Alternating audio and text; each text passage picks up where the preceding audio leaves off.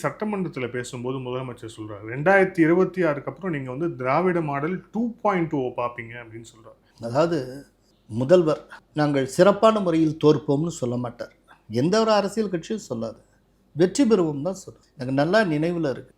2021 தேர்தல் ரிசல்ட் வரப்போகுது. அதுக்கு முதல் நாள் ஸ்டாலின் சொல்லுகிறார், இப்போது வருகிற தகவல்களை எல்லாம் பார்க்கிற போது 234 தொகுதிகளிலும் நாம் வென்று விடுவோம் போல் இருக்கிறதே அப்படின்னார். ரைட்டா? ஆனால் 234 75 தொகுதிகளில் எதிர்க்கட்சிகள் வென்றன. ஃபுல்லாலாம் அள்ளிடலாம். அதனால அவர் வந்து ஒரு நம்பிக்கையின் அடிப்படையில் நல்லா ஜெயிக்கணுங்கிற ஆசையின் அடிப்படையில் அவர் சொல்லுவதாக நாம் எடுத்துக்கொள்ளலாம்.